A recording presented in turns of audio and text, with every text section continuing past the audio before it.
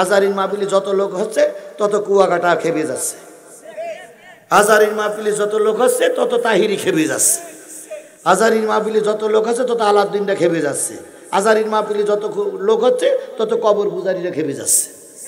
হ্যাঁ, আমাদের লোক সব জয় দলে চলে গেল, আর ওদের দেখা দেখি আমাদের একটা রাজনৈতিক দলও খেপে যাচ্ছে। সে রাজনৈতিক দল আমার ভাসুর হয়, এই জন্য নামটা বলতে পারলাম না। ভাসুরির নাম ধরলে কিন্তু ইজ্জত থাকে না, কথা বলেন ঠিক না ঠিক? এই জন্য এখন ভাসুরির নাম ধরা যাচ্ছে না।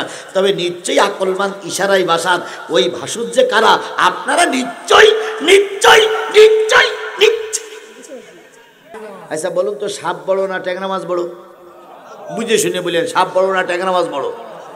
4 হাত সাপ, আর ধরিয়েছে 5 আঙুলি 5 ইঞ্চি বা 6 ইঞ্চি ওজনের একটা কি মাছ? এখন বলুন তো, ট্যাংরা মাছের মাথার দিক ধরে না লেজের দিক ধরে? মাথার দিক ধরতে পারে না, কারণ মাথার দিক কি কাটা, ওখানে ধরতে পারে না। যত সাপ যতই শক্তিশালী হোক ও মাথার দিক ধরতে পারে না, কারণ মাথার দিক কয়টা কাটা? 3টে কাটা, সামনে 2টো মাঝখানে একটা। এখন সাপ ধরিয়েছে কোন জায়গায়? পিছনে। সাপ কয় হাত? 4 হাত, আর ট্যাংরা মাছ 5 ইঞ্চি। এখন সাপের যখন ধরিয়েছে, ট্যাংরা মাছের যখন ধরিয়েছে পিছন দিক থেকে, তখন সাপ ট্যাংরা মাছ ওই মাথা ঘুরুচ্ছে আর বলতেছে, যতই ধরো খাইতে পারবা না। কি দেখেননি আপনারা? দেখেননি? দেখেননি এরকম? আচ্ছা দেখে থাকলে বলবেন হ্যাঁ, না দেখে থাকলে বলেন হুজুর ঠিক হচ্ছে না। ধরিয়েছে লেজের দিক, ট্যাংরা মাছ তখন কি বলে? ও শুধু মাথা নাড়া, খাইতে পারবে না, খাইতে পারবে না। সাপের হয়ে যায় রাগ, আমি এত বড় একটা সাপ, 5 হাত লম্বা, এই বড় বডি, আর আমি খাইতে পারবো না মানে? ট্যাংরা মাছের বক্তব্য একটাই, খাইতে পারবা না। না না, হায় কোনো শব্দ নেই না। সাপ তখন রাগে গড়গড় হয়ে শুধু টানতেই থাকে, টানতেই থাকে, টানতেই থাকে। টানতে টানতে যখন ট্যাংরা মাছের একেবারে 3 নম্বর কাটার গোড়া পর্যন্ত আসে, তখন সাপ বলে যে কি অবস্থা? ট্যাংরা মাছ তখনও গুড়গুড় করে শব্দ করে আর বলে, পারবা না, পারবা না, পারবা না। সাপ কয় তো খেয়েই ফেলাইছে, যতই খেয়ে ফেলা হজম করতে পারবা না। অবশেষে ট্যাংরা মাছের মাঝখানের কাটা ও সাপ খেয়ে ফেলে। খেয়ে ফেলার পরে এবার সাপ জিজ্ঞেস করে, এখন কি? ট্যাংরা মাছ তখনও গুড় গুড় গুড় করে আর কয়, পারবা না। ট্যাংরা মাছ একটা শব্দ করে, দেখেছেন আপনারা? ট্যাংরা মাছ ধরার কারণে ট্যাংরা মাছ একটা একটা শব্দ করে, এই দেখেননি আপনারা? দেখেননি? দেখেন, শুনেছেন তো? হ্যাঁ, 3 শব্দ করে। তো ট্যাংরা মাছ ওই শব্দের ভিতরে বলতেছে, পারবা না, পারবা না। সাপ কয়, আমি এত বড় ক্ষমতাশালী নেতা, দেশের সরকার, আর তুই ট্যাংরা মাছ নামক 5 ইঞ্চি একটা হুজুর হয়ে শুধু কয় পারবা না, পারবা না, তো পেরেই তো কিছু। ট্যাংরা মাছ তখনও বলে কি, পারবা না। শেষ পর্যন্ত ট্যাংরা মাছ খায়, শেষ খেলা দেখ। ট্যাংরা মাছ ওই সামনের 2 কাটা বের করে দেয়, আর পিছনের কাটাটা সোজা করে দেয়। সোজা করে দিবি, সাপের একেবারে ওখান থেকে ফোটে। ফোটার পরে এইবার ট্যাংরা মাছ খায়, দেখ খেলা শুরু। সাপ এদিকে আসতে পারে না, 1 কাটায় বেঁধে গেছে। সাপ ওদিক যাইতে পারে না, কয় কাটায় বাঁধা? 2 কাটায় বাঁধা। 3 কাটা 3 জায়গায়। সাপ তখন বলে হা, ট্যাংরা মাছ কয় খা।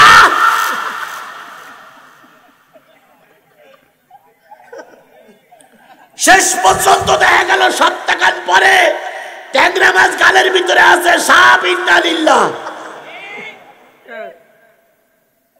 যখন আল্লামা সাঈদীর ধরেছিল তখন আমরা বলেছিলাম খাতি পারবা না, ওরা বলেছিলেন খেয়েই ফেলবে। এখন আল্লামা সাঈদীর মৃত্যুটাই হয়েছে ওদের কাল, কথা বলেন ঠিক না বেঠিক? আল্লামা সাঈদীর পরে যদি অ্যাকশন না নিত, এই সাপ নামক সরকারকে অনতি বিলম্বে চলে যাওয়া লাগতো না। শুধু আলেম ওলামাদের উপর অত্যাচার করার কারণে এরা তাড়াতাড়ি দেশ থেকে বিদায় নিয়েছে। আমরা বলেছিলাম যে খাইতে পারবা না, ওরা তখন শুনিনি। ভালো থাকলে মানুষের কথা, ভালো কথা কাজে লাগে না, কথা বলেন ঠিক না বেঠিক? মুসা যখন নীল নদ পাড়ি দিয়ে বর্তমান মিশরের থেকে পাড়ি দিয়ে সিরিয়ায় চলে গেল, সিরিয়ার একজন জবরদস্ত নেতা ছিল, বিরাট নেতা। ওই নেতার কাছে যখন আল্লাহ রসুলকে বলা হলো, মুসাকে বলা হলো যুদ্ধের ময়দানে যাও, তিনি সেনাবাহিনীর লোকদের পাঠাইছিলেন তাদের তথ্য আনার জন্য।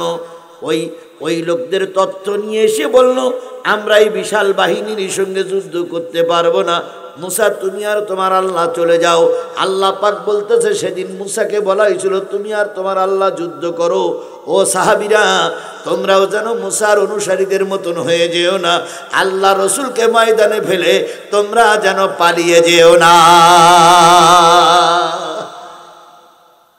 এবার বলুন তো, মুসলমানের শত্রু, কথাটা কি ঠিক না বেঠিক? মুসলমানদের শত্রু, কথাটা ঠিক না বেঠিক? মনে রাখো, যারা তোমরা মামলা খেয়েছো, আমরা যারা মামলা খেয়েছি, যদি আপন লোক শত্রুতা না করতো তাহলে আমাদের এত মামলা খাওয়া লাগতো না। আচ্ছা বলুন তো, আমি রাত 12টা-1টার সময় বাড়ি গেছি, আমার কথা বলছি, আমি রাত 12টা-1টার সময় বাড়ি গেছি গাড়ি নিয়ে, গাড়ি গ্যারেজের ভিতরে ঢুকেই আস্তে করে ঘরের ভিতরে ঢুকলাম, আমার থানার লোক পুলিশ কি করে সংবাদ পেল? বলে থানা এখান থেকে কয় কিলোমিটার দূর? 4 কিলোমিটার দূর। আপনি বিশ্ব রোডে কত গাড়ি যাচ্ছে, হঠাৎ করে মোটরসাইকেল নিয়ে আপনি বাড়ি ঢুকেছেন, ও থানা কি করে জানলো?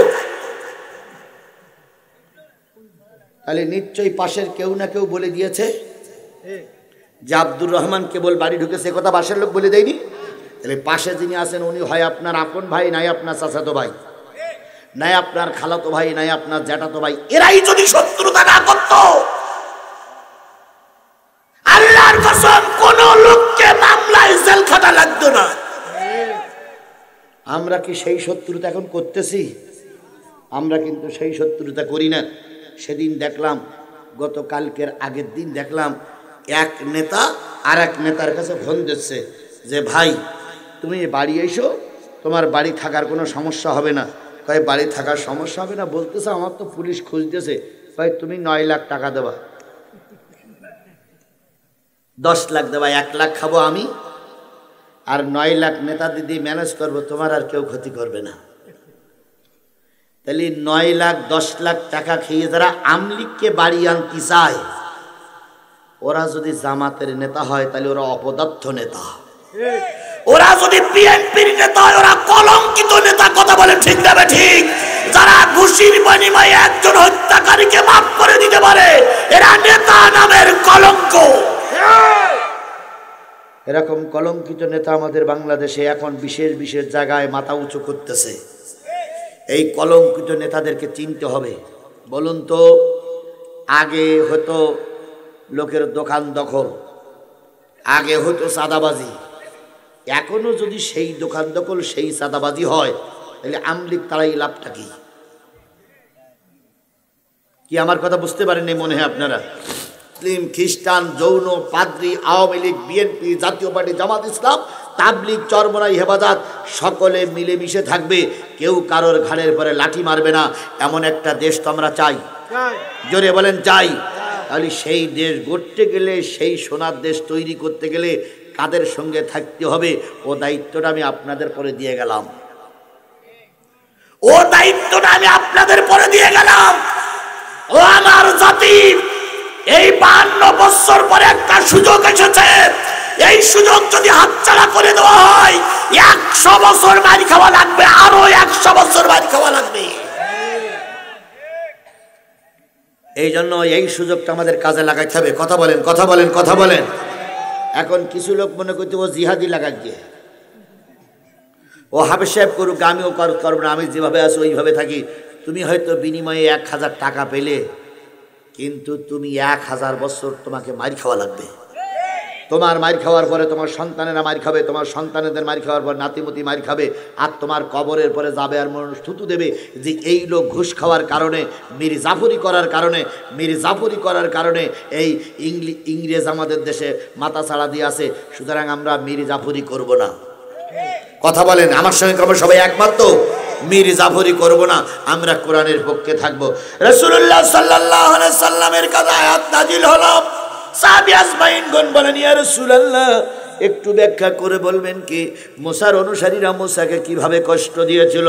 আল্লাহর নবী বললেন, মুসা যখন বর্তমান মিশর থেকে যে সিরিয়ায় গেল, সিরিয়ায় যাওয়ার পরে তার 6 লক্ষ 7 লক্ষ সৈন্য ছিল।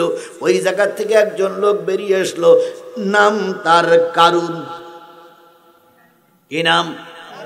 সূরা কাসাসের ভিতরে ঘটনাটা আছে। আমি কিন্তু বারবার ঘড়ি দেখতে চাই, অতিরিক্ত সময়ে যাব না। কারণ ছিল ওখানকার বিরাট একজন, কারণ ছিল একজন গরিব মানুষ। তিনি চাইলেন আমি সমাজের নেতা হব, কারণ আমিও টুপিওয়ালা, ও টুপিওয়ালা, ওই মুসা টুপিওয়ালা ক্ষমতায় থাকবে, এটা আমি টুপিওয়ালা মেনে নেব না না না। আজকেও তাই হচ্ছে না? এক টুপিওয়ালারা ক্ষমতায় যাচ্ছে, আর এক টুপিওয়ালারা নামতেছে না না না।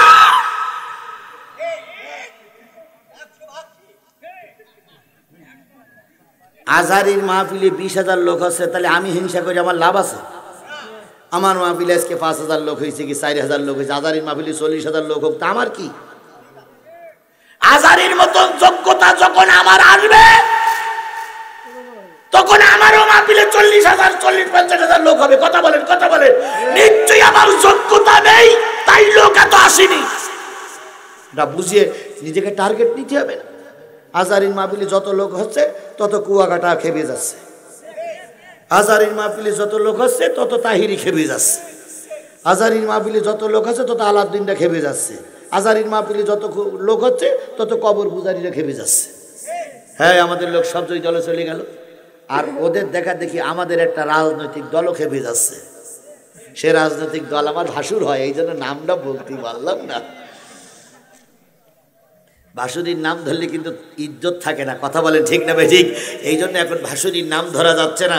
তবে নিশ্চয়ই আকলমান ইশারাই বাসাত ওই ভাসুর যে কারা, আপনারা নিশ্চয়ই নিশ্চয়ই নিশ্চয়ই নিশ্চয়।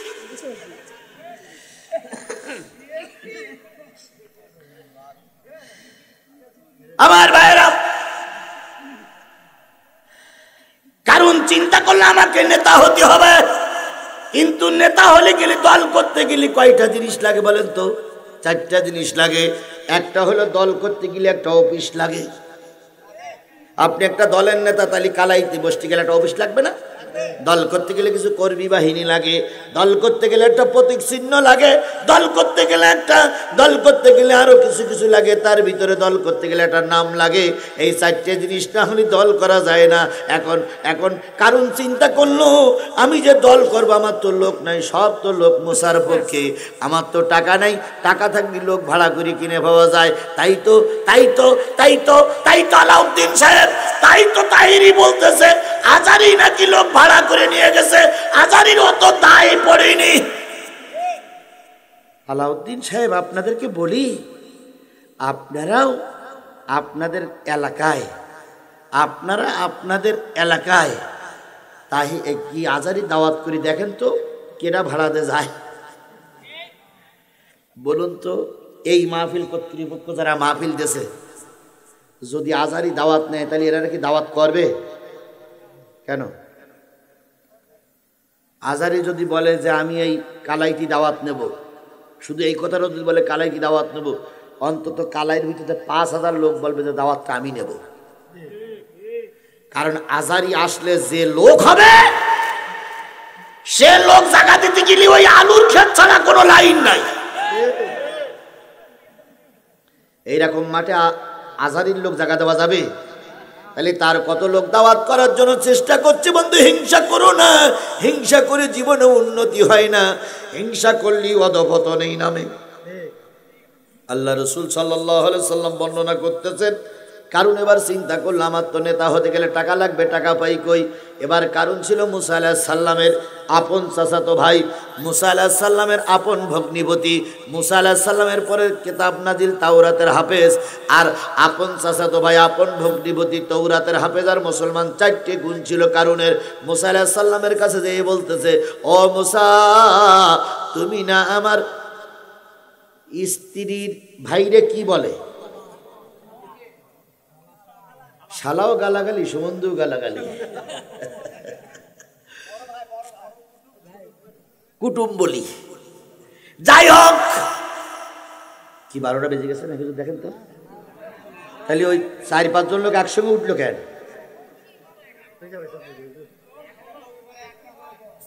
ভাই, যেখানেই যান আজরাইল কিন্তু পিছনে পিছনে আছে। ভাই, আজরাইল আছে না পিছনে? আছে না পিছনে? গত চার শুক্রবার না 5 শুক্রবার আগে মসজিদে শুক্রবারের দিনে এক ইমাম সাহেব খুতবা দিচ্ছিলেন নরসিংদীতে। খুতবা দিয়ে বাংলা খুতবা শেষ, আরবি খুতবা দেবেন, দাঁড়িয়ে বললেন যে ভাই যাদের যাদের সুন্নত পড়া হয়নি সুন্নত পড়িয়ে নেন। এই শব্দটা বলল, মাথায় একটা চক্কর দিয়ে মসজিদে দড়াম দিয়ে পড়ে গেল। ওই যে পড়লো আর সোজা হয়নি, ওখানেই তার মৃত্যু হয়ে গেছে। তার মৃত্যুটা ভালো, কিন্তু ওই রকম মৃত্যু আমাদের হতে পারে কি পারে না? আপনাদের এই রাস্তায় কোনোদিন কাউকে কি অ্যাক্সিডেন্ট করে মরতে দেখেননি? এই রাস্তায় কালাই আর জয়পুরহাটের রাস্তায় কাউকে অ্যাক্সিডেন্ট করে মরতে দেখেননি?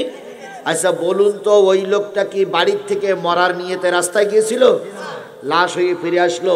তাহলে ওই লোকটার আল্লাহর কাছে কৈফিয়ত দেওয়া লাগবে। আমরা কোরআনের মাহফিল করছি, দোয়া করার একটা পরিবেশ। আপনি যদি চলে যান আর আল্লাহ না করুক, আল্লাহ না করুক, আল্লাহ আপনাকে সুস্থ রাখুক, যদি যাওয়ার পথে আপনার মৃত্যু হয়ে যায়, আল্লাহর কসম রসুলের কাছে মুখ দেখানো যাবে না। এই জন্য ভাই আমি তো সময় বেঁধেই দিয়েছি, কর্তৃপক্ষ আমাকে সবাই বেঁধে দিয়েছে। আমি আপনার সময়ের পরে গুরুত্ব দিয়েই 6টা আয়াতের ভিতরে 4টা আয়াত বাদ দিয়েছি, 2টা আয়াতের আলোচনা করছি। এরপরেও যদি আপনারা সময় না দেন, মৃত্যু হবেই। দুনিয়ার সব থেকে বাঁচা যায়, মৃত্যু থেকে বাঁচা যায় না। এই জন্য মৃত্যুর ভয়ে আর মাত্র 20টা মিনিট, 40 হয়ে গেছে, আর 20টা মিনিট বসুন, হয়ে যাবে। আমার ভাইয়েরা, কারুন মুসার কাছে দিয়ে কিছু ধান ভিক্ষা চাইল। মুসা আলাইহিস সালামের কাছে ছিল পরশ পাথর। পরশ পাথরের সঙ্গে লোহা ঠেকাইলে কি হয়ে যায়? পরশ পাথরের সঙ্গে লোহা যদি ঠেকানো হয় কি হয়ে যায়? সোনা হয়ে যায়। মুসা আলাইহিস সালাম বলেন, আয় কারুন, বড় অভাবী তুই, বড় সংসারে না খাও, আমার বোনটাও না খেয়ে থাকি, আমি তোর বড় শালক, আমি তোর বড় কুটুম, আমি তোর বড় ভাই, এটা মেনে নিতে পারি না, কিছু ললক করে নিয়ে আয়। লোহা নিয়ে আসে, পরশ পাথর ছোঁয়া দেয়, কি হয়ে যায়? সোনা হয়ে যায়। সোনাগুলো দেয়। আর ওই কারুন চিন্তা করে, মুসা আলাইহিস সালাম কার সঙ্গে ঠেকাইলে সোনা হয়, এটা তো আমার দেখা দরকার। পরের দিন এসে ওই সপুরা কারুনের বোন, মুসার বোন, কারুনের স্ত্রী 2 জন, আর কারুন আর কারুনের স্ত্রী এসে খুব ছলে বলে কলে কৌশলে ওই পরশ পাথরটা চুরি করে নিয়ে গেছে। কারণ তার টার্গেট সে কি হবে? নেতা হবে, ধনী হবে, দেশের রাষ্ট্রপতি হবে। তাই সে পরশ পাথরটা কি করেছে? বিভিন্ন জায়গা থেকে লয় এক জায়গায় করে ঠেকায় আর শোনা হয়, ঠেকায় আর শোনা হয়, ঠেকায় আর শোনা হয়। এখন কারুন কোটি কোটি টাকার মালিক। এক সময় ঘর বাঁধা জায়গা ছিল না, এক সময় জুতোর ফিতে কেনা পয়সা ছিল না, গাড়ি বাড়ি ছিল না। এখন কারুন কোটি কোটি টাকার মালিক। এই কালাইতে অনেক লোক রাতারাতি কোটি টাকার মালিক হয়ে গেছে। এই গ্রামে আছে না, এই মাহফিলের পাশেই আছে।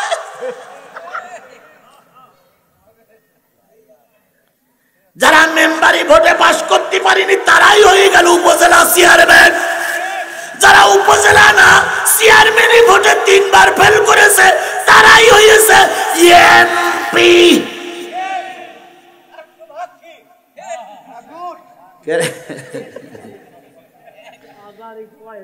কেরাম জনপ্রিয়তা আছে, এখন একটু নির্বাচনে এসে দেখাই দাও।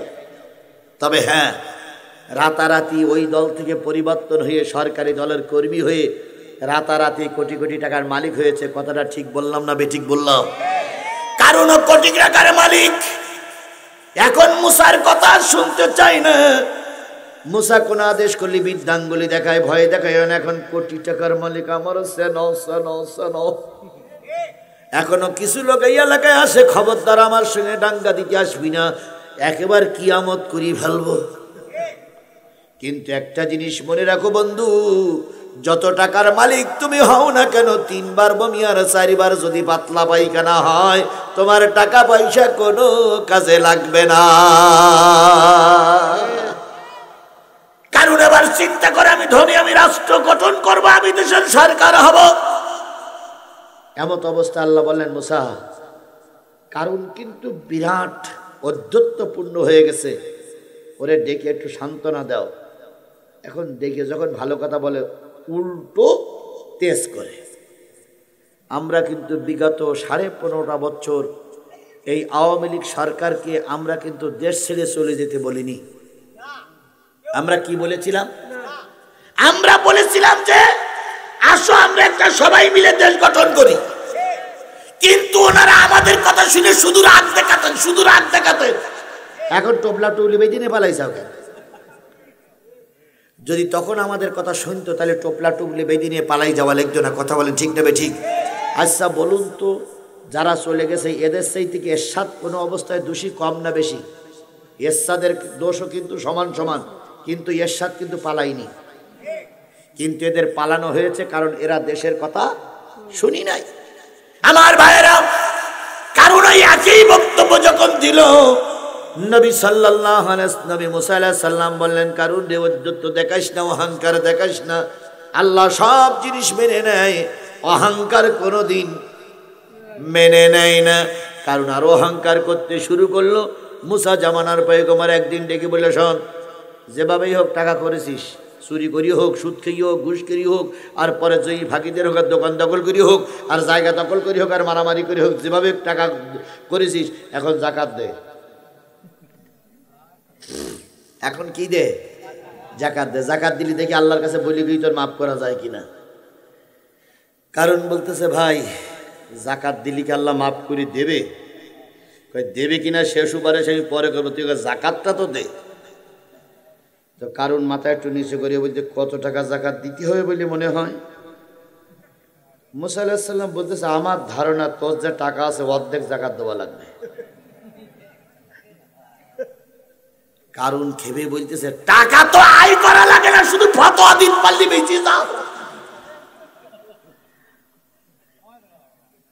এত কষ্ট করে আয় করলাম আর এখন অর্ধেক জাকাত দাও। আল্লাহরে বলো আমি এত টাকা জাকাত দিতে পারো না, পারলি আল্লাহ আদায় করি নেক। হায় রে আল্লাহ, ক্ষমতা, সম্পদ, শক্তি মানুষকে কত দূর নিয়ে যায়। হযরত মুসা আলাইহিস সালাম বললেন, কি করলি তুই আদায় করবি? ওই আল্লাহরে বলো দেখি, আল্লাহ কমাই দেখ। মুসা আলাইহিস সালাম তুর পাহাড়ে যাই বলতে, আল্লাহ ওর সঙ্গে কথাবার্তা বলি যা বুঝলাম, জাকাত দেবেন, একটু কমাই দেন। আল্লাহ বলল, ঠিক আছে, তোমার সুপারিশ মঞ্জুর, 4 ভাগের 1 ভাগ। 60 টাকা থাকলে কয় টাকা জাকাত দিতে হবে? 1 টাকা। মুসা আলাইহিস সালাম বলতেছে, এবার মনে একটু মন নরম হতে পারে।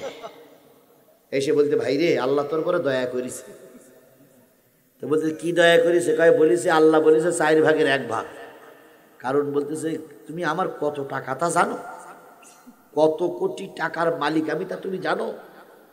আমার যে অর্থ আছে সেই অর্থের বাক্স আছে, সেই বাক্সে তালা মারা আছে।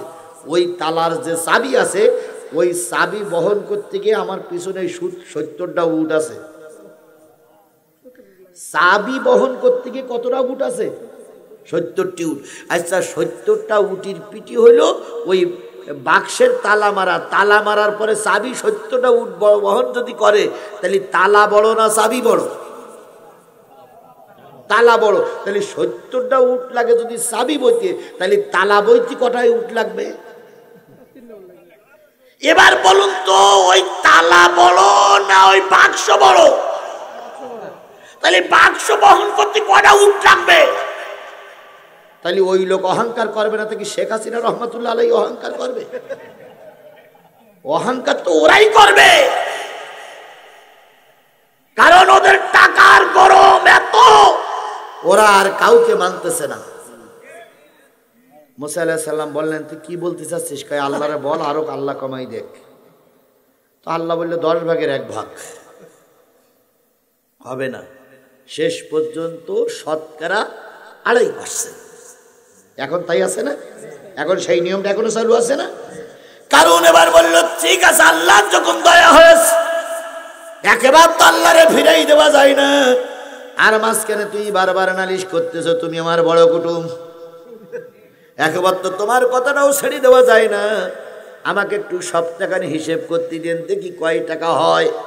সপ্তাহখান পরে এসে বলতেছে, মুসা, মনে করেছিলাম জাকাত দেবো, কিন্তু হিসেব করে দেখলাম আমার যা টাকা আল্লাহ দিয়েছে, আমি যা আয় করেছি, টাকা যা আমার আছে, যদি 1 বছরের জাকাতের টাকা 12 বছর ধরে মানুষের কাছে বিলাই, 70টা কর্মচারী যদি রাত দিন 24 ঘন্টা শুধু 2 হাত দিয়ে বিলাইতে থাকে 1 বছরের টাকা 12 বছর দিয়েও শোধ করা যাবে না, আমি যাকাত দিব না। পারলি তোমার আল্লাহ আমার কাছে যাকাত আদায় করে নেক। হযরত মুসা আলাইহিস সালাম বললেন, ভাই তুই আমার 10 বার তুর পাহাড়ে নিয়ে গেছিস, তুই একটা করে আরজি পেশ করেছিস, আমি আল্লাহর কাছে বলেছি, তুই আরজি পেশ করেছিস, আল্লাহর কাছে নিয়ে গেছি, আল্লাহ তোর পরে দয়া হয়ে কয়বার নিয়ম পরিবর্তন করেছে? 10 বার। সুতরাং তুই যাকাত দিবি নে, আমি তোর কাছ থেকে যাকাত আদায় করিয়ে ছাড়বো। আকিমুস সালাত ওয়া আতুজ যাকাত, নামাজ কায়েম করো, যাকাত কি করো? যাকাত বলো দয়া দক্ষিণের ব্যাপার না, বলো ভাই যাকাত গুনি গুনি আদায় করতে হবে। কার নির্দেশ? কারণ বললো আমিও দেখে নেবো, আমি এখন আর আগের মতন নাই, এখন আমি বিরাট টাকার মালিক। গ্রামে কিছু কিছু লোকের টাকা হয়েছে, 2 তলা 3 তলা বাড়ি করে রাস্তায় ঘরে আর কয় আমি বলো আগের মতন সেই সলিমুদ্দিন না, বলো তোর বলো কাঁচা খেয়েই ভালো বল একদম। কিন্তু কে কার কাঁচা খাবে আর কে কার মশলা দিয়ে খাবে কে জানে? জোরে বলেন কে জানে? বেশি অহংকার করো না, আল্লাহ সব জিনিস সহ্য করে, অহংকার সহ্য করে না। অহংকার হইলে আল্লাহর গায়ের চাদর, যে তার চাদর নিয়ে টানাটানি করে আল্লাহ তাকে কখনো ছেড়ে দেয়নি, ছাড় দেয় না। আমার ভাইয়েরা, মুসা আলাইহিস সালাম বললেন যাকাত আদায় করব, কারণ বললেন দেখে নেব। এক পর্যায়ে মুসা আলাইহিস সালাম, আজকে কি বার? হ্যাঁ, রবিবার। মুসা আলাইহিস সালাম টার্গেট নিলেন শুক্রবারের দিন জুমার সালাতের পরে, তখন শনিবারের সালাত আদায় হতো। শনিবারের দিন আমাদের নামাজের পর সবাই লোক নিয়ে একটা ওয়াজ করব, সেই ওয়াজে কারুনের কাছ থেকে যাকাত আদায় করা হবে। আর কারুনকে বলা হলো ওই ময়দানে তোমার কাছ থেকে যাকাত আদায় করার জন্য লোক জড়ো করব, পারলে ওই ময়দানে এসো।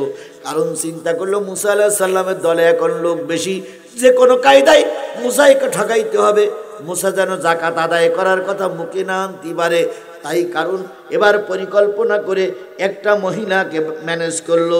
সেই মহিলার কাছে যেয়ে বলতেছে, বোন 5 বছর আগে তোমার স্বামী মারা গেছে, শরীর স্বাস্থ্য তোমার ভালো, শরীর স্বাস্থ্য তোমার ভালো, সুতরাং তোমাকে আমি একটা টোপ দেই, হ্যাঁ তোমাকে আমি একটা টোপ দেই, সেটা হলো তুমি যদি মুসার বিরুদ্ধে একটা সাক্ষী দিতে পারো, আমি তোমাকে 1 বস্তা টাকা দেব।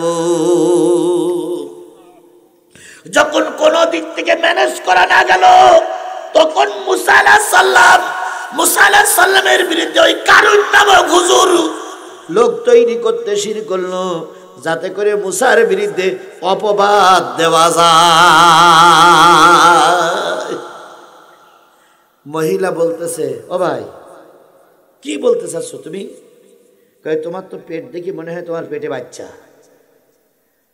তো তুমি এই সামনে শনিবারের দিন মুসা একটা সমাবেশ ডেকেছে, সেই সমাবেশে যাকাত আদায় করার পক্ষে ওয়াজ নসিহত করবে, তুমি শুধু ওই জায়গায় দাঁড়িয়ে বলবা যে আমার পেটে 6 মাসের বাচ্চা,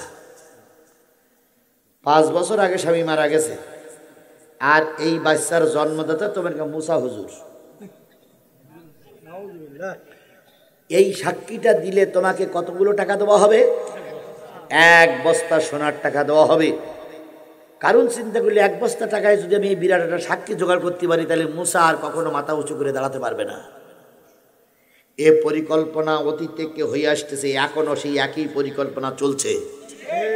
আল্লামা সাঈদীর কাছে যখন এই সরকার, অতীতের সরকার যখন অনেক প্রস্তাব দিয়ে তিনি প্রস্তাব রাখেন নাই, তখন তাকে যুদ্ধ অপরাধের মামলা দিয়ে 13 বছর জেলে রাখা হয়েছিল। তার নামে ধর্ষণের মামলা দিয়ে তাকে জেলখানায় রেখেছিল। আল্লাহর কসম আমি স্পষ্ট করে বলতে পারি, আল্লামা সাঈদীর জেলার পাশে আমার জেলা, আমি স্পষ্ট করে বলতে পারি আল্লামা সাঈদী ধর্ষক ছিল না, আল্লামা সাঈদী যুদ্ধ অপরাধী ছিল না, তাকে যুদ্ধ অপরাধী বানানো হয়েছে।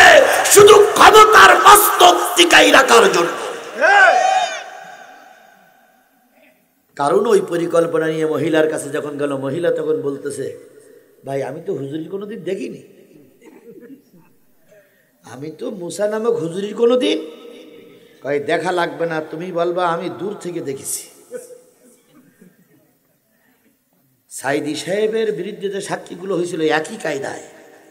শুকরঞ্জন বালিকে যখন বলা হচ্ছে, বলো তোমার ভাইকে মেরে দিয়েছিল এই সাইদি, কয় ভাই যখন মেরেছিল সাইদি তখন এলাকায় ছিল না। তা বলতিস তুই বলবা, বলবো কি করে, আমি তো দেখিনি। তুমি বলবা আমি দেখিনি, আমি শুনেছি, কয় তাও বলতে পারবো না। কত পরিকল্পনা নিয়ে আলেমদেরকে মেরেছে রে, হায় রে আল্লাহ। আর তাদের পক্ষে দালালি করো, একদম জিব্বা টেনে ছিঁড়ে ফেলবো। দালালি যদি করতে আল্লাহর পক্ষে করো, রসুলের পক্ষে করো। কথা বলেন ঠিক না ঠিক? ডাকাতির পক্ষে, চোরের পক্ষে দালালি করলে ওই শেখ হাসিনা যেমন পালিয়েছে, তোমাকেও এরকম পালাতে হবে। বাংলাদেশের মাটিতে তোমাদের কবর দেওয়ার জায়গাও রাখা হবে না। ফাজলামি করো, তাই না? ফাজলামির দিন শেষ, কোরআনওয়ালার বাংলাদেশ।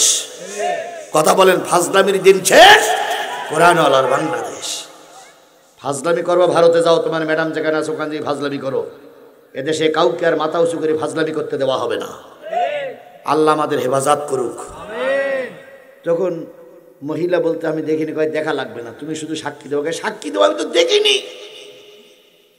জেনা করা তো দূরের কথা, আমার সে কোনোদিন দেখাই হয়নি। কয় দেখা না হলেও তুমি সাক্ষী দেবা। কয় দেখা না হলে সাক্ষী দেবো কি করে? কয় 1 বস্তা টাকা ভেবে দেখো।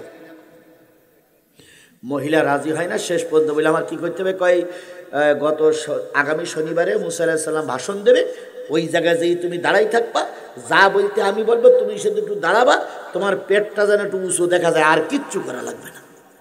সূরা কাসাস আজকে বাড়ি দিয়ে পড়বেন, কারণের নাম ধরে ওখানে আলোচনা করা হয়েছে। আমার ভাইয়েরা, মহিলা রাজি হলো কয় বস্তা টাকার বিনিময়ে। মহিলা ময়দানে আসলো, হাজার হাজার মানুষের সামনে মুসা আলাইহিস সালাম বক্তৃতা দিচ্ছে। 2টা পয়েন্টের পরে একটা পয়েন্ট হচ্ছে আতুস যাকাত, যাকাত দাও, যাকাত আদায় করো। যাকাতের পর্ব শেষ। এবার মুসা আলাইহিস সালাম জেনার পর্ব নিয়ে আলোচনা করতেছে। ভাই জেনা করো না, জেনার ধারা কাছে যেও না, জেনাকারীকে আল্লাহ মাফ করে না। জেনার যখন করতেছিল, কারণ তখন লাভ মেরে মঞ্চে এসে বলতে, হুজুর 1.5 ঘন্টা ধরে ওয়াজ করতেছেন, আমি চুপ করে শুনতেছি, কিছুই বলতেছি না, চুপ করেই শুনতেছি, আমি ওটা ফাঁক পাচ্ছি না আপনার ধরার। এখন আপনি তো জেনা ওয়াজ করতেছেন না? হ্যাঁ, তো যদি আপনি জেনা করেন। মুসা আলাইহিস সালাম বলতেছে, আমি একজন পুরুষ বিবাহিত, যদি আমি জেনা করি আমাকে বুক পর্যন্ত পুঁতিয়ে 101টা পাথর মেরে মারতে হবে, মেরে ফেলতে হবে। এটা হলো কার নির্দেশ? আল্লাহ। এবার কারণ বলতেছে, কই সেই মহিলা, কই সেই মহিলা, কই সেই মহিলা। ওঠো, সব বলো কারণের পরিকল্পিত। কি বোঝেন তো, বোঝেন তো, বোঝেন তো, সব তো ক্লিয়ার করতে বলতে, কি এতদিন কি বুঝলেন আপনারা? সব যদি আমার ক্লিয়ার করতে হয়, তাহলে এদেশে আছেন কি করতে? ইন্ডিয়া চলে যান আপনি। কিছু লোক যাবে আর কয়, হুজুর সব বললো তো, এটা তো ক্লিয়ার করে বললো না। এসি আর কি ক্লিয়ার করে বলবো আমি? মহাসালা মুসা আলাইহিস সালাম বলতে, কই সেই মহিলা, কই সেই মহিলা, কই সেই মহিলা। মহিলা ওঠে না, দিলে একটা ভয় আছে। কিছু চামচা মহিলার হাত ধরে উঁচু করে বলতে, হুজুর নেতা এই সেই। মঞ্চে যারা বসে আছেন দেখেন তো, এই মহিলার পেটে বাচ্চা বাচ্চা মনে হচ্ছে না? এই চাদরটা একটু সরব, চাদরটা শুয়ে দেখা গেল ভুঁড়িটা একটু মোটা মোটা। তখন বলতেছে, তোমার স্বামী মারা গেছে কয় বছর? কয় 5 বছর। কারণ তখন নিজেই বলছে, 5 বছর আগে যার স্বামী মরে যায় সে মা হয় কি করে? আমি গতকালকে এই মহিলার কাছে শুনে আসছি, এই হুজুর হইল ওই সন্তানের জন্মদাতা। ও ভাই, নাউজুবিল্লাহটা বললেন, কিন্তু একবার হিসেব করে দেখেছেন, নবীরে ডাউন করতে গিয়ে ওই জাতিরা নবীর বিরুদ্ধে অপবাদ দিয়েছিল। কারণ কি মুসলমান ছিল না? ছিল না। কারণ মুসলমান ছিল। কারণ ছিল মুসা আলাইহিস সালাম আপন ভগ্নিপতি। কারণ ছিল তাওরাত কিতাবের হাফেজ। কারণ ছিল টুপিওয়ালা। সেই টুপিওয়ালা যদি মুসার বিরুদ্ধে সাক্ষী দিয়ে মুসাকে ডাউন করার পরিকল্পনা করতে পারে, সেই কারণের রক্তে জন্ম নেওয়া আওয়ামী লীগের উত্তরসূরিরা তারাই সাইদির বিরুদ্ধে অপবাদ দিয়ে সাইদিকে মুসার মতন অপমান করতে চেয়েছিল। কথা বলেন, কথা বলেন, কথা বলেন। সুতরাং আজকে দালালি করো, দালালি বাদ দাও। যদি দালালি করতে হয় আল্লাহ এবং রাসূলের দালালি করো। মুসা আলাইহিস সালাম এবার আকাশের দিকে তাকাই বলতেছে, আল্লাহ এখনো কি ধৈর্য ধারণ করা লাগবে?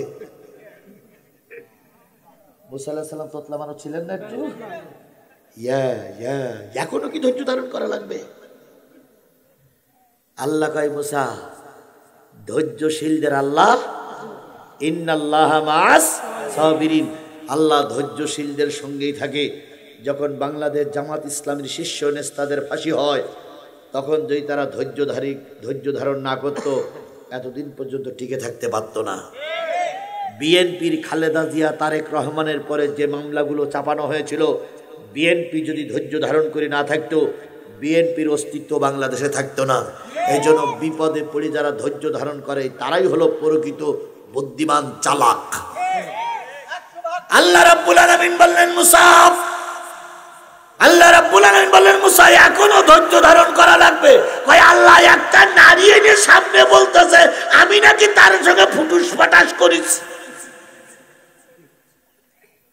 আর তুমি এখনো বলতেছ ধৈর্য ধারণ করা লাগবে।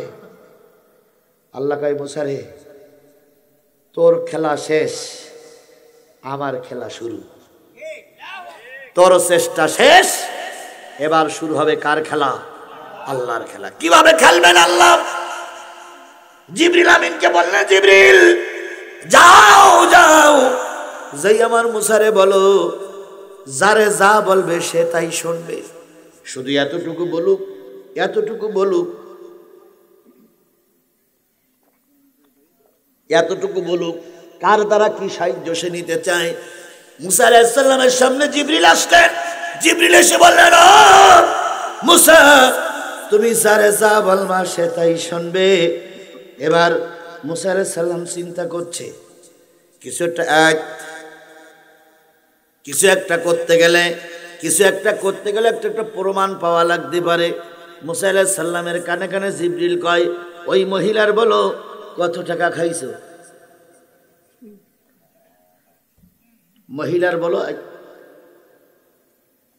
মহিলার বলো কত টাকা খাইছো? মহিলা বলতেছে, আমি টাকা খাইলাম, তা আপনি কি করে জানলেন? মুসা আলাইহিস সালাম বলতেছে, বোন তুমি যা করতেছো সব আল্লাহ আমারে জানাচ্ছে। কালকে রাত্রি এই কারণ তোমার বাড়ি যাইনি, যে তোমার ঘুম থেকে ডাকাইনি, হ্যাঁ তোমার 1 বস্তা টাকা দেয়নি, বা কেমনে তুমি পালাবা কেমনে, ধরা পড়ে গেছো তুমি রঙ্গিলা জলে গো।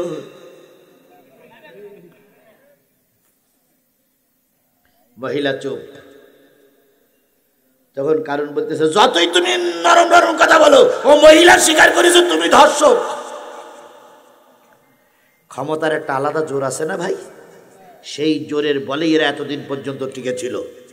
এবার জিবরিল আমিন বলতেছে, আপনি ওই মহিলারে বলেন, রে বোন, আমি আল্লাহর পয়গম্বর মুসা, তুর পাহাড়ে আল্লাহর সঙ্গে কথা হয়, আমার পরে তাওরাত কিতাব নাজিল হইছে, আমার পরে কালেমা নাজিল হইছে, লা ইলাহা ইল্লাল্লাহ মুসা কালিমুল্লাহ। তুমি কি শুনুনি আমি আল্লাহর একজন রাসূল, শুধু নবী নয় রাসূল। তুমি যদি শুনে থাকো দয়া করে মিথ্যা অপবাদ দেওয়ার হাত থেকে বিরত থাকো।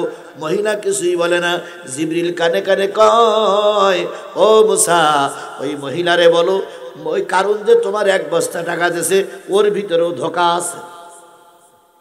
ধোঁকা মানে নিচের গুলো ছাই, আর ওপরে কিছু টাকা দিয়ে তোমার টাকা দেখাই দিচ্ছে। বিশ্বাস না করো, প্যাকেটের ভিতরে হাত দিয়ে দেখো যে সব টাকা না ছাই। শোনেন, আমরা খেলি আমাদের মতন, আর আল্লাহ খেলে আল্লাহর মতন। সত্যের জয় একদিন হবেই। সত্যের জয় হবে না? বলুন তো, আমাদের জনাব মুজিবুর রহমানকে হত্যা করেছিল যে কয়জন, তার ভিতরে একজন ছিল মেজর ডালিম। নাম শুনেছেন আপনারা? হ্যাঁ, ডালিম ছিল না? সেই ডালিম এখনো বেশি আছে। হায় হায় হায় হায় হায় হায় হায় হায়। সেই ডালিমের সঙ্গে আজকে ইলিয়াসের লাইভ চলছে। সেই লাইভে 10 লক্ষ না 7 লক্ষ মানুষ দেখে ওই ডালিমের সাপোর্ট দিচ্ছে। তার মানে এই 7 লক্ষ মানুষও মজিবারের শত্রু। তাহলে সত্য কখনো ঢাকা রাখা যায় না। কথা বলেন ঠিক না বেঠিক? ইলিয়াসের লাইভ মানে এতক্ষণ শেষ হয়ে গেছে, লাইভ চলছিল, আমি সেইটা দেখে আসলাম। 7 লক্ষ 6 লক্ষ 7 লক্ষ মানুষ ওই লাইভে অংশগ্রহণ করেছে। তাহলে বুঝে দেখুন যে এদের বিরুদ্ধে কথা বললে কত মানুষ সচেতন হয়, কত মানুষ সতর্ক হয়। আমার ভাইয়েরা, কারুনকে যখন মুসা আলাইহিস সালাম উপদেশ দিলেন হলো না, তখন শেষ পর্যন্ত বলা হলো অর্ধেক কি আর অর্ধেক কি। মহিলা বলল তো দেখি তো হাত দিয়ে দেখো ওপরে কিছু টাকা আর নিচে সব কি। মহিলা তখন বলতেছে হুজুর আমি এখন কুলের কথা খুলিয়ে বলবো, আমি আর মিথ্যা বলবো না। আমি এখন বলতেছি হুজুর ওই কারণ গতকালকে আমার বাড়ি দিয়ে আপনার বিরুদ্ধে অনেক অপবাদ দিল, আমি যখন মেনে নেই তখন টাকার লোভ দেখাইছে। 1 বস্তার যখন অর্ধেক দেশে আর অর্ধেক যখন চাই। হুজুর শুনুন, আপনার সঙ্গে জীবনে আমার কোনোদিন দেখা হয়নি, আমাকে মিথ্যা অপবাদ দিয়েছে, আমার পেটে সন্তান নেই। হুজুর আমার শরীর স্বাস্থ্য ভালো, তাই সন্তান দেখা যায়, কিন্তু আমার পেটে সন্তান না। ওই কারণ আমাকে টাকার লোভ দেখাইছে, টাকার লোভ দেখে আমাকে এই পর্যন্ত নিয়ে আসছে। এবার মুসা আলাইহিস সালাম বলতে, আল্লাহ এখন কি করব? আল্লাহ প্রমাণ তো পাওয়া গেল, এখন কি করব? জিবরিল বলতেছে আপনি যারে যা বলবেন সে তাই শুনবে। মুসা আলাইহিস সালাম বললেন মাটি রে ধর, এই কারুনের ধর মাটি। কারুনের কোন সূরায় পাবেন? সূরা কাসাস। আজকে যে তাফসীর দেখবেন, বিভিন্ন তাফসীর বাড়ি আছে, তাফসীরটা দেখবেন, কারুনের নাম ধরে আল্লাহ পাক উল্লেখ করে দিয়েছে। ধর মাটি, কারুনের ধর। হাঁটু পর্যন্ত কারুনের মাটির ভিতরে চলে গেছে। কারুনকে যখন সবাই বলতেছে কেরাম কেরাম হইলো, কার বিপদে ফেলতে গেছিল, এখন বিপদ। তখন শেখ হাসিনার বড় ভাই হলো কারুন। কারুন বলতেছে ও রাজনীতি করতে গেলে ওরা অনেক কিছুই হয়, আমার পা বালির ভিতরে চলে গেছে, আমি এখনই হাঁটতে বাড়ি যাব, কিচ্ছু হবে না। ও মৌলবীদের দোয়া ওই রকম দেখা যায়, ওরা ভেলকি লাগায়। মুসা আলাইহিস সালাম বলে ধর মাটি, কারুনের ধর। কোমর পর্যন্ত পানি মাটির ভিতরে চলে গেছে। এখন নিচের দিক থেকে যখন টান শুরু করেছে, কারুন তখন বলতেছে মুসা হুজুর মানসির এত রাগ করলি চলে না। হুজুর মানুষের এত রাগ হবে কেন? তুমি না নবী মানুষ, এত রাগ করবা কেন? মুসা আলাইহিস সালাম কি রাগ কি সহজে করেছিলেন? যখন বিকল্প আর কোনো পথ ছিল না, তখন আল্লাহর কাছে নালিশ করেছিলেন। কথা বলেন ঠিক না বেঠিক? আমি প্রায় উদাহরণটা দিই, সেটা হলো সাপ ধরিয়েছে ট্যাংরা মাছ। কি মাছ? কিসে ধরিয়েছে? আমার ভাইয়েরা, মুসা আলাইহিস সালাম বললেন ধর মাটি, কারুনের ধর। কোন পর্যন্ত? কোমর পর্যন্ত। এবার কারুন বলতেছে ও মুসা তোমার মনে কি একটু দয়া মায়া নেই? মুসা কেন? বলে কেন? কয় তোমার বোন বললো আমার স্ত্রী, আমি যদি মারা যাই তোমার বোন কি হবে? বিধবা হবে। সেই দিক তাকাইয়ে এবারের মতন একটু ক্ষমা করো, টাকা পয়সা সব তোমার থাকলে আমি আর একবারও যাকাতে বাধা দেবো না। মুসা আলাইহিস সালামের রাগ হয়ে গেছে। মুসা আলাইহিস সালাম বলে ধর মাটি, বুক পর্যন্ত চলে গেছে। কারণ বলতেছে মুসা একটা বারের জন্য আমাকে একটু দয়া করো। কারণ মুসা আলাইহিস সালাম বলতেছে এ হুকুম আমার নয়, এ হুকুম কার? যদি পারো আল্লাহর কাছে ক্ষমা চাও। যেই না বলিস আল্লাহর কাছে ক্ষমা চাও, আল্লাহ বলতেছে মাটি আর দেরি করিস না, সম্পূর্ণটা গিলে ফেল। সেই যে কারুন মাটির ভিতরে গিলল, আজও পর্যন্ত সেই গেলা অবস্থায় আছে। এবার আবু হুরায়রা হাদিসটা বর্ণনা করতে গিয়ে বলতেছি ইয়া রাসূলুল্লাহ, এই কারুন কি বাহির হবে না? মুসা আলাইহিস সালামের এই বদদোয়ার কারণ কি বাহির হবে না? আল্লাহ নবী বলেন, হ্যাঁ বাহির হবে কিয়ামতের দিন, যেদিন মুসা আলাইহিস সালাম দোয়া ফিরাই নেবে। আজকে হুজুরদের কারণেই, এই কারণের উত্তরসূরিদের এই পরিণতি হয়েছে। কথা বলেন ঠিক না বেঠিক? এতক্ষণ কারণের কথা শুনলাম, এবার আমাদের পক্ষের থেকে একটা দাওয়াত, আমার পক্ষ থেকে, কোরআনের পক্ষ থেকে একটা দাওয়াত। সে দাওয়াতটা হচ্ছে, আল্লাহ বলতেছেন, ইয়া আইয়ুহাল্লাযীনা আমানু ইত্তাকুল্লাহ ওয়া কুলু কাওলান সাদীদা। ও ঈমানদারেরা, তোমরা এতক্ষণ জিহাদির ওয়াজ শুনেছো কয় ঘন্টা? 2 ঘন্টা ধরে ওয়াজ শুনলে। সকলের কাছে আমার আদেশ, কারে ভয় করো? জোরে বলেন, কারে ভয় করো? কুলু কাওলান সাদীদা, সঠিক কথা বলো। ইসলিহি লাকুম আমালাকুম, আমল সমূহ পরিবর্তন করে নিয়ে কোরআনের পক্ষে এসো। কিসের পক্ষে? সবাই মিলে বলেন, কিসের পক্ষে? ইয়াগফির লাকুম যুনুবাকুম, আমি আল্লাহ বললাম তোমাদের সব গুনাহ মাফ করে দেওয়া হবে। তাহলে কোরআনের পক্ষে আসলে গুনাহ মাফ করবেন, ওয়াদা করেছেন কে? তাহলে আজকের এই বিশাল কাফেলার কাছ থেকে ওয়াদা নিতে পারি যে যতদিন বেশি আছি কোরআনের পক্ষে থাকবো। কারা কারা কোরআনের পক্ষে থাকতে রাজি আছেন? 2 হাত উঁচু করে আল্লাহরে দেখান, জোরে একটা তাকবীর দিবেন। নারায়ে তাকবীর, লিল্লাহি তাকবীর। আল কোরআনের আলো, তোমার নেতা আমার নেতা, দুনিয়ার মুসলিম, লিল্লাহি তাকবীর। আমা তৌফিকি ইল্লা বিল্লাহ, ওয়া আখিরু দাওয়ানা আলহামদুলিল্লাহি রাব্বিল আলামিন।